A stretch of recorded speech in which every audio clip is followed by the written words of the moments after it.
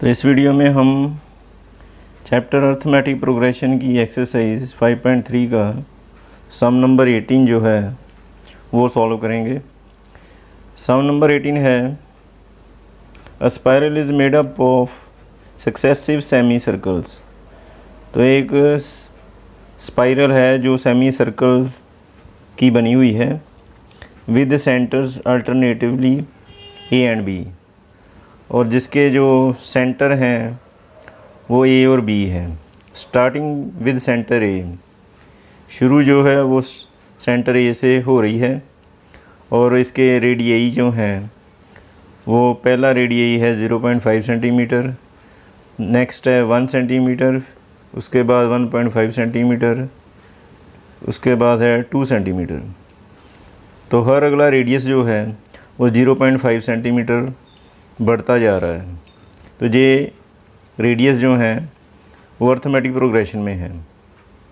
इसकी फिगर जो है आगे दिखाई हुई है।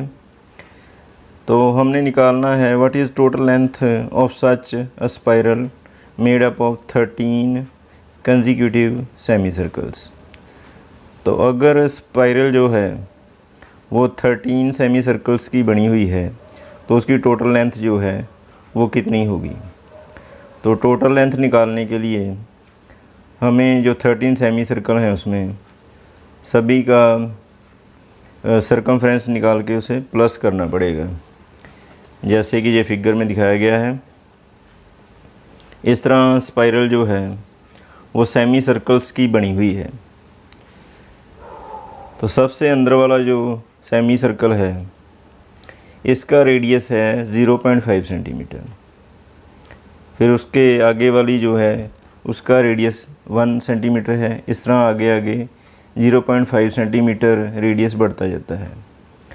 तो हम पहले हर एक स्पाइरल का सरकमफ्रेंस निकालेंगे। तो ये जो अंदर वाला सेमी सर्कल है इसकी लेंथ कितनी होगी, जितना इसका सरकमफ्रेंस होगा। तो रेडियस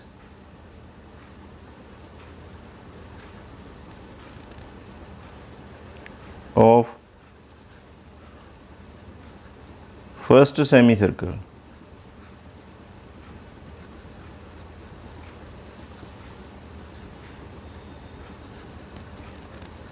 जो पहला सेमी सर्कल है उसका रेडियस है 0.5 सेंटीमीटर।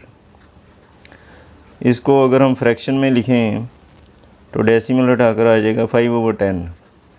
इसकी कटिंग हो जाती है 5 से 5152, तो आ जाता है 1/2 सेंटीमीटर। ये जो पहला सेमी सर्कल है उसका रेडियस है। तो अब इसका सरकमफ्रेंस निकालेंगे। सरकमफ्रेंस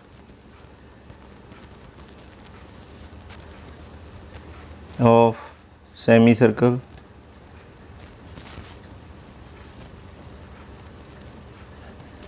इज इक्वल टू, अब सेमी सर्कल के सरकमफ्रेंस का फार्मूला है पाई आर। तो पाई की वैल्यू हम अभी पुट नहीं करेंगे। आर आ गया 1/2, पाई इंटू 1/2, तो ये बन जाता है पाई/2। तो ये लेंथ आ गई पहले सेमी सर्कल की। अब जो दूसरा है तो radius of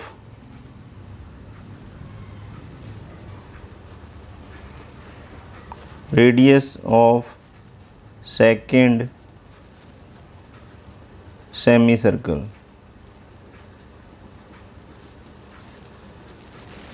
is equal to, अब इसका रेडियस है 1 सेंटीमीटर। तो इसका सरकमफ्रेंस निकालेंगे। Circumference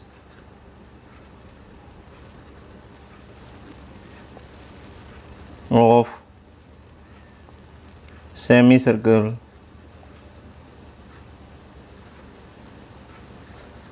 is equal to pi r. तो पाई की वैल्यू अभी हम पुट नहीं करेंगे, तो रेडियस है 1, पाई इंटू 1, ये आ गया पाई सेंटीमीटर। अब इसके बाद जो थर्ड है,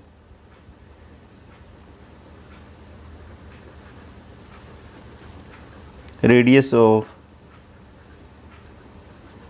third semi circle is equal to, अब इसका रेडियस है 1.5 सेंटीमीटर। डेसिमल हटा दें तो आ जाता है 15/10। 5 से कटिंग करेंगे, 5 3 5 2, तो 3/2 सेंटीमीटर। तो सरकमफ्रेंस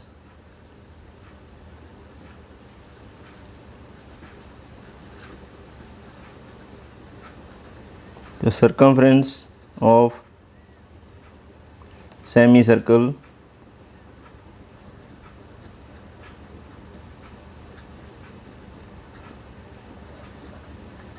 अब इसका सेमी सर्कल का जो सरकमफ्रेंस है वो आ गया पाई आर। यहाँ आर की वैल्यू पुट करेंगे 3/2, तो ये बन गया 3π/2 सेंटीमीटर। अब तीन जो सेमी सर्कल हैं उनका हमने सरकमफ्रेंस निकाल लिया। जो पहला था उसका सरकमफ्रेंस आ गया π/2, उसके बाद दूसरा जो है उसका आ गया पाई, अब थर्ड वाले का आ गया 3π/2।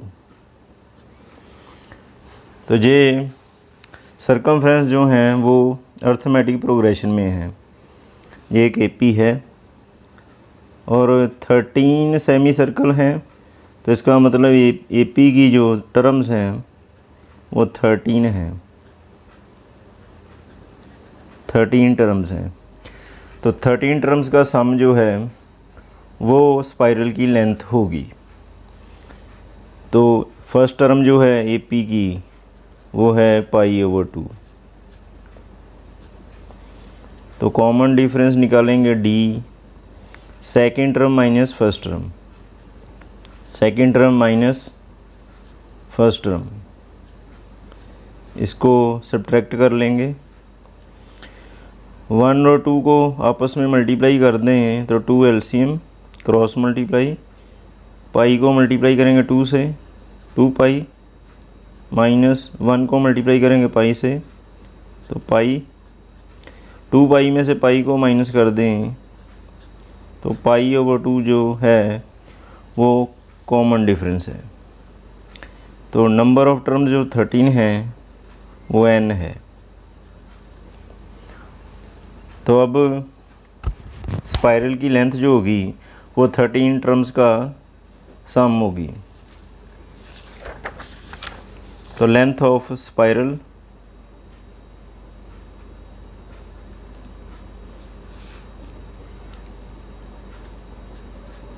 Length of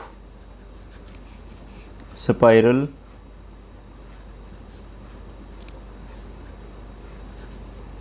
is equal to sum of 13 terms. तो ये सम का फार्मूला है Sn is equal to n/2 2a plus bracket में n-1 इंटू डी। तो जहाँ हम n की वैल्यू पुट करेंगे 13, n की प्लेस पे 13/2 2। अब a की वैल्यू जो है, a की वैल्यू थी π/2 और d की वैल्यू वो भी π/2। तो a की वैल्यू आ गई π/2 प्लस n पुट करेंगे 13 माइनस 1 और d जो है वो भी है π/2। 13/2, ये 2 से 2 कैंसिल, तो यहाँ रह गया पाई प्लस 13 में से 1 माइनस करेंगे तो 12 इंटू π/2। 2 से 12 को कट कर देंगे, 2 1 2 6, तो 13/2।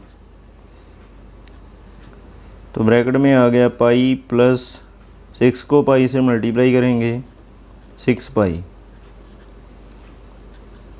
तो ये आ गया 13/2 मल्टीप्लाई पाई और 6 पाई ऐड हो जाएंगे तो 7 पाई। जहाँ पर हम पाई की वैल्यू पुट कर देंगे 13/2 मल्टीप्लाई 7 और पाई की वैल्यू 22/7। 7 से 7 को कट करेंगे, 2 से 22 को कट किया 11। अब 11 को 13 से मल्टीप्लाई कर देंगे तो ये आ जाता है 143 सेंटीमीटर। ये जो है स्पाइरल की टोटल लेंथ है। Some number 19, 200 logs are stocked in the following manner. 200 logs हैं जिनको इस प्रकार जैसे फिगर में दिखाया गया है ऐसे रखा गया है। 20 logs in the bottom row, सबसे नीचे वाली जो रो है उसमें 20 logs हैं। 19 इन द नेक्स्ट, और उससे ऊपर वाली जो रो है उसमें 19 है और उससे ऊपर वाली जो है उसमें 18 है। तो हमने बताना है in how many rows are the 200 logs placed, कि 200 logs जो हैं इस तरह कितनी रोज़ में रखे जा सकते हैं। And how many logs are in the top row, और सबसे जो ऊपर वाली रो होगी उसमें कितने log आएंगे, ये हमने बताना है। तो जो फर्स्ट रो है उसमें जो log हैं वो हैं 20। तो फर्स्ट जो रो है उसमें 20 log हैं। उसके बाद जो नेक्स्ट है उसमें 19 है, उसके बाद 18 है। तो ये एक एपी है जिसकी फर्स्ट टर्म जो है वो 20 है। a इज़ इक्वल टू 20, तो common difference d, second term minus first term, 19 minus 20, तो कॉमन डिफरेंस है -1। तो टोटल log जो हैं वो हैं 200। ये सम है, Sn इज़ इक्वल टू 200। तो हमने पहले ये पता करना है कि कितनी रोज़ में 200 logs जो आएंगे। तो Sn का फार्मूला लिखेंगे, Sn is equal to n/2 2a plus bracket में n-1 d। Sn की वैल्यू पुट करेंगे 200, n हमने फाइंड आउट करना है n/2, 2a की वैल्यू पुट करेंगे 20 प्लस n-1, d की वैल्यू पुट करेंगे -1,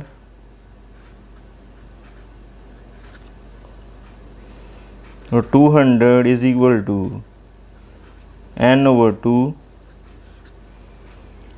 20 को 2 से मल्टीप्लाई करेंगे 40 प्लस, अब -1 जो है इसको n से मल्टीप्लाई करेंगे तो आ जाता है -n। -1 को -1 से मल्टीप्लाई करेंगे, माइनस माइनस प्लस 1, तो 200 is equal to n/2 40 plus minus minus bracket को हटा देंगे +1, तो 200 इज़ इक्वल टू n/2 अब 40 और 1 प्लस हो जाएंगे, 41 minus n over 2, 41 minus n। अब ये जो n ओवर 2 है, इसको हम इसका रेसिप्रोकल 200 से मल्टीप्लाई कर देंगे। n ओवर 2 का reciprocal 2 over n is equal to, तो राइट हैंड साइड बच जाता है 41 माइनस n। अब 200 को 2 से मल्टीप्लाई करेंगे, 400 over n is equal to 41 minus n over 1। इसको करेंगे क्रॉस मल्टीप्लाई, 1 को करेंगे 400 से मल्टीप्लाई, तो आ गया 400। n को मल्टीप्लाई करेंगे 41 से, तो आ गया 41n। n को मल्टीप्लाई करेंगे माइनस n से, तो माइनस n स्क्वेयर। अब सारी टर्म एक साइड पे लिख लेंगे, 400 ये 41n जो है लेफ़्ट साइड आएगा और प्लस से हो गया माइनस, माइनस n स्क्वेयर ये भी लेफ़्ट साइड आएगा और हो जाएगा माइनस से plus, n square is equal to 0। अब हम इसे पहले n स्क्वेयर लिखेंगे, फिर माइनस 41n और लास्ट में लिखेंगे प्लस 400।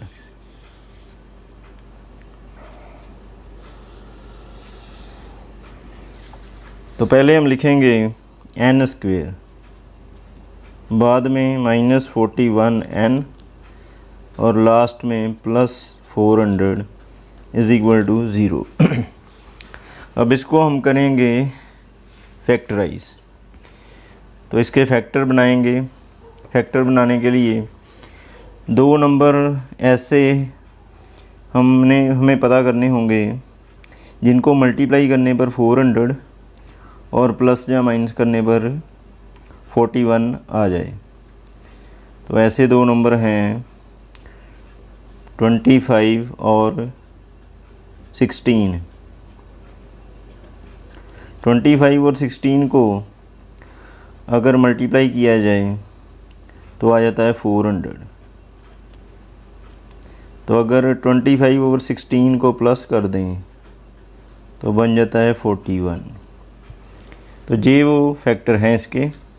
तो मिडल टर्म को हम स्प्लिट करेंगे, दो भागों में बांटेंगे, 25 और 16। तो n स्क्वेयर माइनस 41 बनता है इन दोनों को ऐड करके, 25n प्लस 16n प्लस, अब जो 400 है वो बनता है 25 मल्टीप्लाई 16 इज इक्वल टू 0। तो n स्क्वेयर ब्रैकेट को हटा देंगे, 25n ये साइन चेंज हो गया, minus 16n plus 25 multiply 16 is equal to 0। अब ये चार टर्म है, पहली दो टर्म में से n कॉमन निकलता है, तो n कॉमन निकाल देंगे n स्क्वेयर में से, तो रह गया n माइनस 25n में से n निकाल दें तो 25 रह गया, माइनस अब आगे दो टर्म जो हैं उनमें 16 कॉमन है, तो 16 कॉमन निकाल देंगे, यहाँ रह गया n। अब क्योंकि बार माइनस है साइन चेंज हो जाएगा, माइनस आ गया, 16 कॉमन निकल जाएगा और 25 यहाँ बच जाएगा इज इक्वल टू 0। अब ये कॉमन फैक्टर जो है इसे हम बाहर निकाल देंगे n माइनस 25 और दूसरा फैक्टर आ जाता है n minus 16 is equal to 0। अब जहाँ से हम n की वैल्यू निकालेंगे, पहला factor n minus 25 is equal to 0, n is equal to minus 25 जो है राइट साइड पर आकर प्लस हो गया। इसी तरह दूसरा factor n minus 16 is equal to 0, तो n इज़ इक्वल टू -16 जो है राइट साइड जाकर हो गया प्लस। तो n की दो वैल्यू आ जाती हैं 25 और 16। तो n जो था वो नंबर ऑफ रोज़ हैं, तो नंबर ऑफ़ रोज़ जो हैं वो 25 हो सकती हैं या 16 हो सकती हैं। तो अब हम देखेंगे कि अगर 25 रोज़ हैं तो सबसे ऊपर वाली रो जो है 25th रो, उसमें कितने लॉग जो हैं हो सकते हैं। तो 25th रो में हम देखेंगे भी कितने लॉग हो सकते हैं। तो T25 इज़ इक्वल टू, और 25th टर्म जो है AP की वो होती है A + 24D।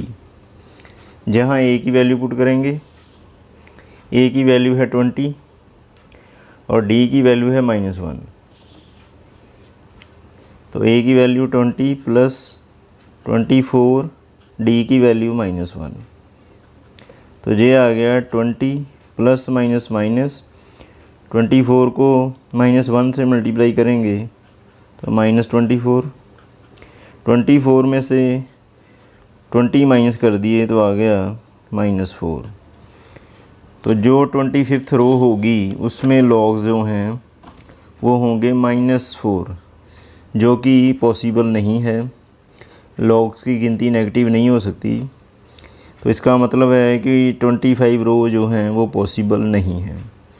अब हम देखेंगे कि 16th रो में कितने लॉग हो सकते हैं।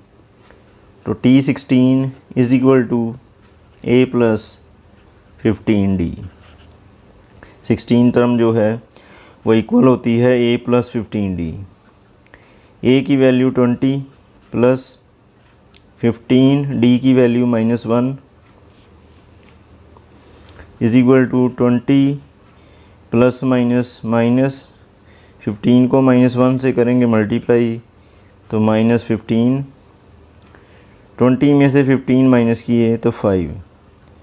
तो जो लास्ट रो होगी उसमें 5 लोग जो हैं वो होंगे। तो नंबर ऑफ लॉग्स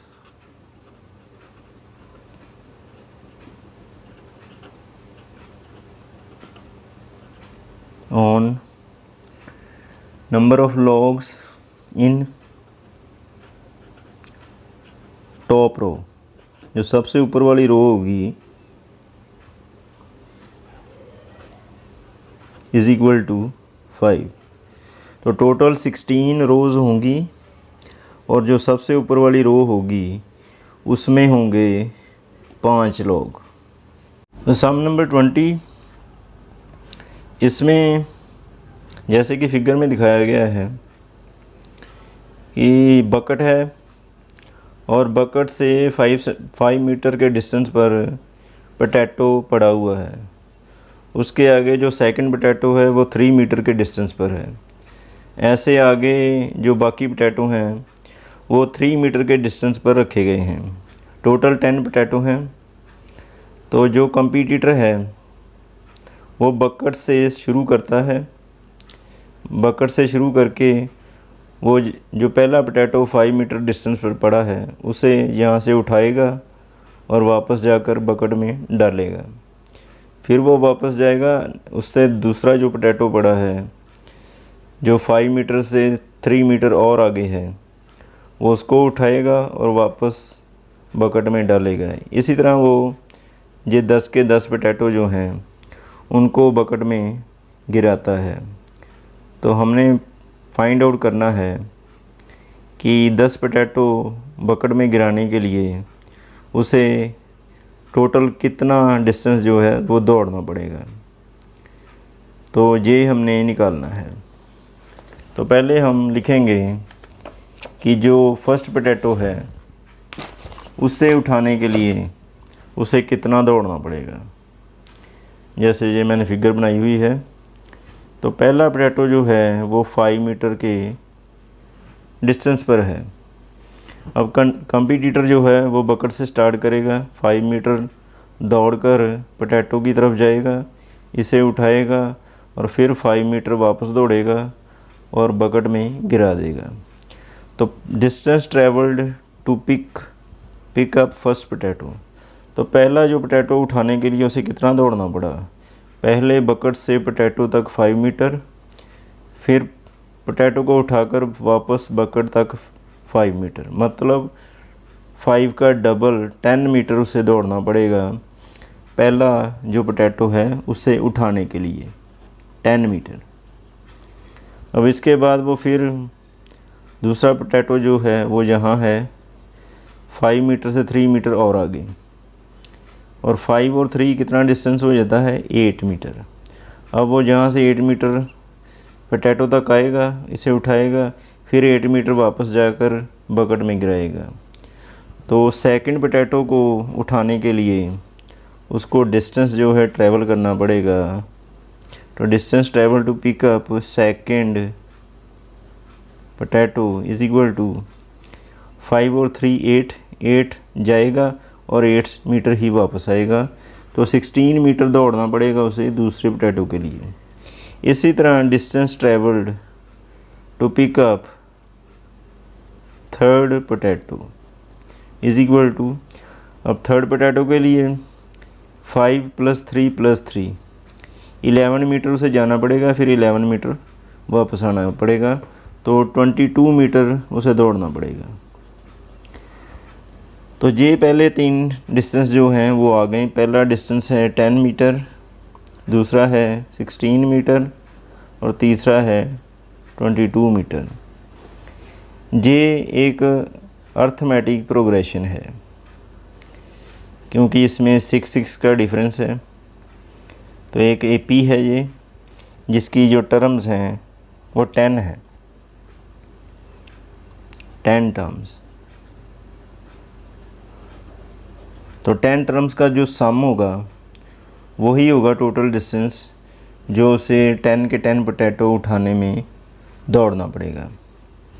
तो एपी की जो फर्स्ट टर्म है वो 10 है, common difference D, second term minus first term, second term 16 minus first term 10, तो 6 जो है कॉमन डिफरेंस है। तो टर्म्स जो हैं वो 10 है, तो n की वैल्यू आ गई 10। अब total distance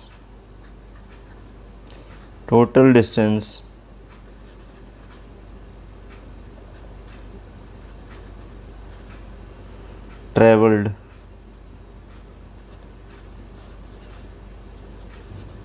is equal to sum of 10 terms. तो 10 टर्म्स का हम सम निकाल लेंगे, वही है टोटल डिस्टेंस ट्रेवल्ड। तो सम का formula Sn is equal to n/2 2a plus bracket में n-1 d। n की वैल्यू पुट करेंगे 10, n की वैल्यू 10/2, 2a की वैल्यू पुट करेंगे 10, a की वैल्यू 10 है, d की वैल्यू 6 है। तो n की वैल्यू पुट करेंगे 10 - 1, d की वैल्यू 6, 2 से 10 को कट किया 5,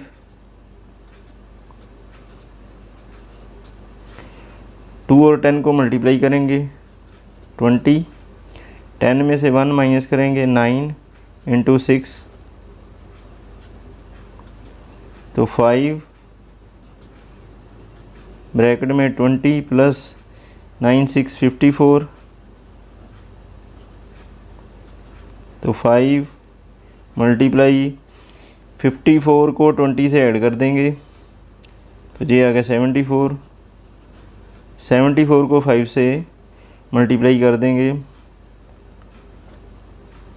तो 370 मीटर इतना उसे दौड़ना पड़ेगा 10 पोटैटो उठाकर बकेट में गिराने के लिए।